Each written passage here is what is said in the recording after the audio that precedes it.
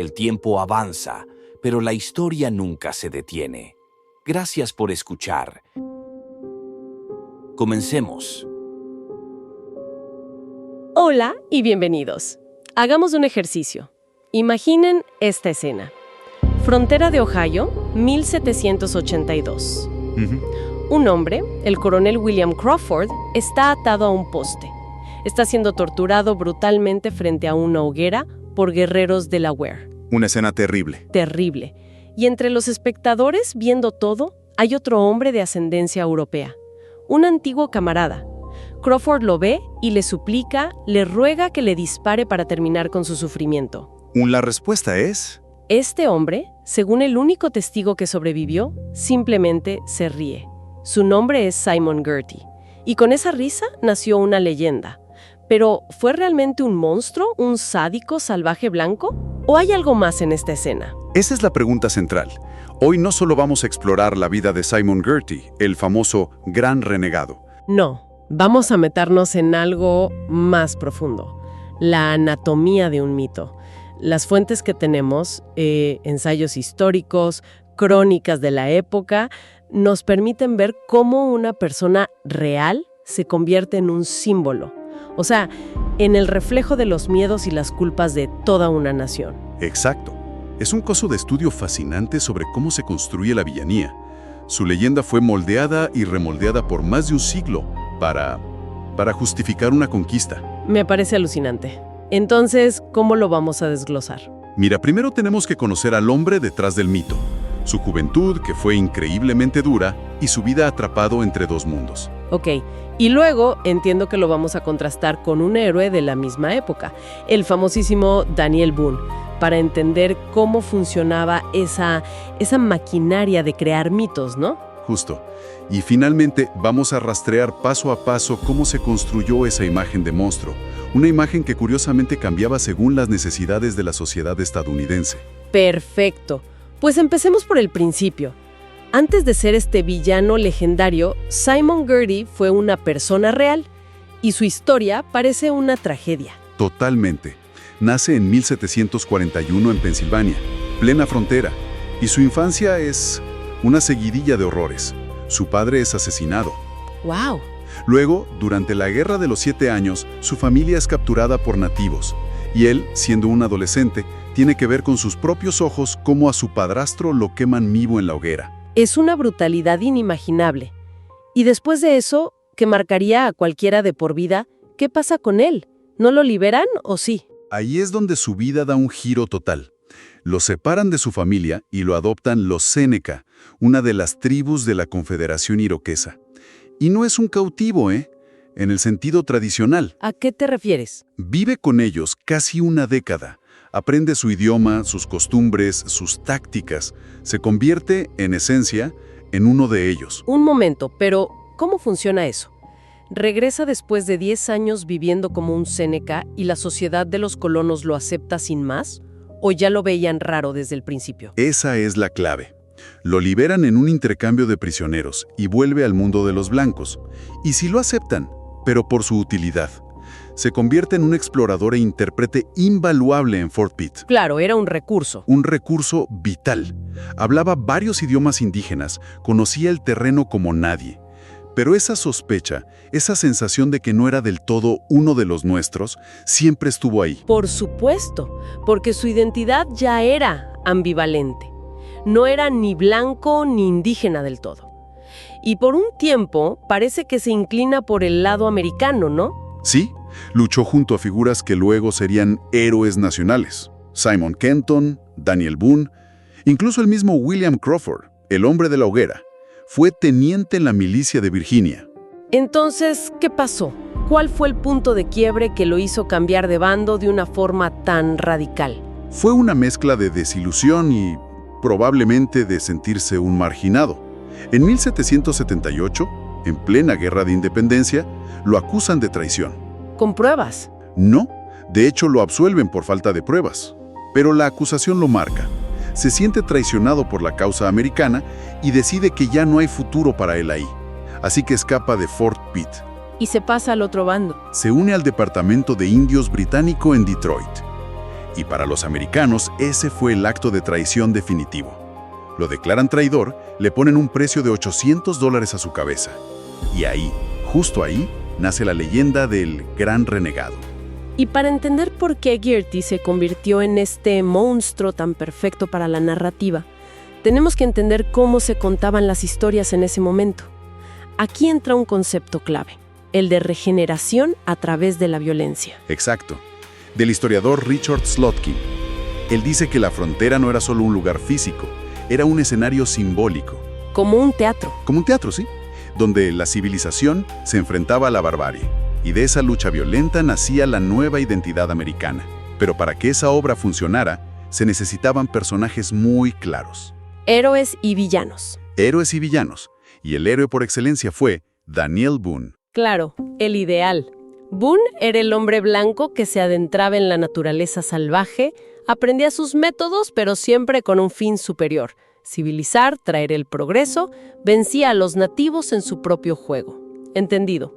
Entonces, si Boone es el que domina la naturaleza, Girty es la advertencia andante. El no te dejes devorar por ella. Es mucho más que eso. Es la antítesis perfecta. Es la encarnación del miedo más profundo de esa sociedad. ¿Cuál era ese miedo? El del hombre que va a la naturaleza y en lugar de conquistarla, es conquistado por ella. El que renuncia a la civilización y elige la barbarie. Viola la regla de oro de la época, la separación racial. Entonces su traición no fue solo militar, fue una traición a su propia raza, a su cultura. Se convirtió en la prueba viviente de que la frontera te podía corromper, precisamente. Era la pesadilla de la expansión hecha carne. Y si era una pesadilla, necesitaba una historia de terror fundacional. Y ahí volvemos a la muerte del coronel Crawford. Ese fue el cuento de Fogata que lo definió todo. Absolutamente.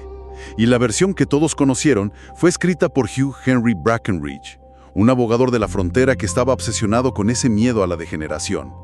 Su objetivo no era periodístico. Era político. Totalmente. Él tomó el relato del Dr. John Knight, el único testigo que escapó, y lo publicó. Pero las fuentes sugieren que alteró detalles clave para maximizar el impacto. Quería conmocionar al gobierno para que enviara más tropas y recursos. Necesitaba un villano inolvidable. ¿Y lo creó? En su versión, Girty no es un simple espectador, no. Lo convierte en un sádico que parecía deleitado con la horrible escena y que se burlaba de Crawford. Esa fue la imagen que se grabó a fuego. Y crece. Ya en el siglo XIX, en la era del destino manifiesto, Estados Unidos tiene un problema. A veces, sus ejércitos pierden contra las tribus nativas. ¿Cómo explicas eso? Necesitan una excusa. Y la excusa perfecta es Simon Girty. Bingo. La propaganda de la época empieza a construir una nueva idea.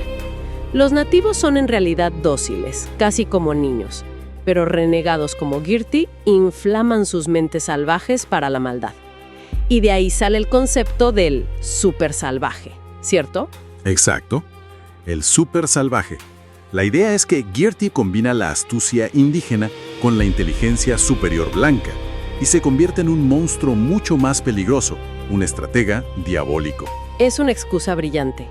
Les permite mantener su ideología de superioridad intacta. Así, cuando perdían, no era por su incompetencia, era porque Girty estaba moviendo los hilos. Y la cosa se vuelve cada vez más extrema. Llega a niveles que hoy nos parecen absurdos.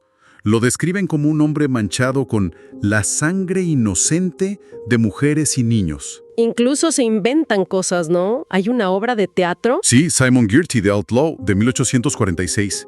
Ahí directamente inventan que asesinó a su propia esposa blanca. Perdón. O sea, no les bastaba con la traición.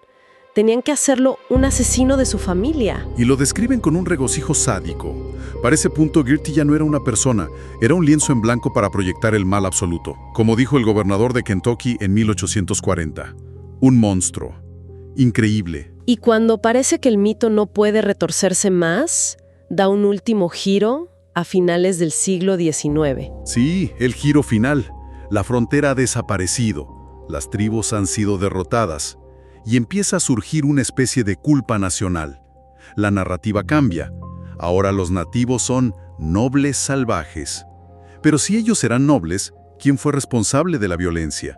No me digas. Simon Girty otra vez. Simon Girty otra vez.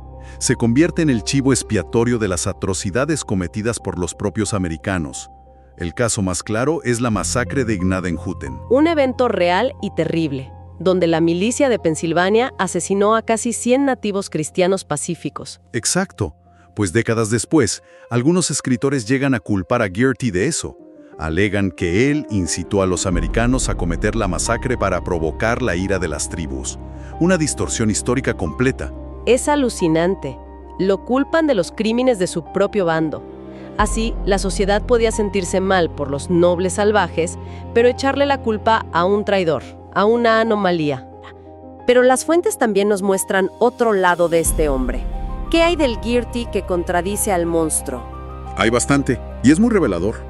Para empezar, su lealtad. Era amigo íntimo de Simon Kenton, otra leyenda de la frontera. Juntos rescataron a Daniel Boone en una ocasión. Y no solo ayudaba a sus amigos, hay evidencia de actos de clemencia con desconocidos, ¿verdad? Sí, y están bien documentados. Hay testimonios de prisioneros americanos que afirmaron que Girty intervino para salvarlos de la tortura. A veces los compraba, otras usaba su influencia. ¿Compró la libertad de niños cautivos incluso? Sí. Y, de hecho, su propia esposa, Catherine Mallott, fue una cautiva a la que él rescató y con quien se casó. Esto no encaja con la imagen del monstruo sediento de sangre. No, para nada. Lo cual nos obliga a volver a la escena clave, la muerte de Crawford. Si miramos más de cerca qué pasó realmente, la situación es mucho más compleja. Primero, la política intertribal. Girty tenía influencia con los Seneca, la tribu que lo adoptó, pero casi ninguna sobre los Delaware, que fueron quienes ejecutaron a Crawford. ¿Y por qué los Delaware estaban tan empeñados en torturarlo? Porque buscaban venganza. Venganza directa por la masacre de Gnadenhutten. Muchos de los asesinados allí eran Delaware. Crawford era el comandante de la expedición. Para ellos, él era el responsable. Era una ejecución ritual. Exacto. Y nada de lo que Girty pudiera hacer iba a detenerlos. Y sí, hay evidencia de que intentó salvarlo. ¿En serio? Sí. Testimonios posteriores de su propia hija y de otros cautivos afirman que él intentó negociar.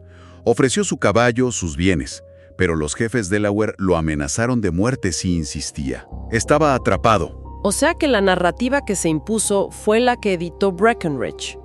No la verdad completa, sino la historia que la gente necesitaba oír. Justo eso. Entonces, ¿qué nos dice todo esto? Girty termina sus días en Canadá, muere en 1818. Una figura trágica, atrapada entre tres mundos que no pudo conciliar. Su figura es un espejo. Nos muestra que los monstruos de la historia a menudo no nacen, se construyen. Su leyenda fue un tejido de verdades a medias y mentiras convenientes para un propósito nacional. Y el patrón es clarísimo. Primero, fue el símbolo del miedo a la degeneración. Luego, la excusa para la derrota militar, el súper salvaje. Y finalmente, el chivo expiatorio para la culpa nacional. Es increíble cómo una sola figura pudo soportar tanto peso. El hilo conductor siempre fue la ansiedad racial y la necesidad de reafirmar la superioridad de una cultura sobre otra.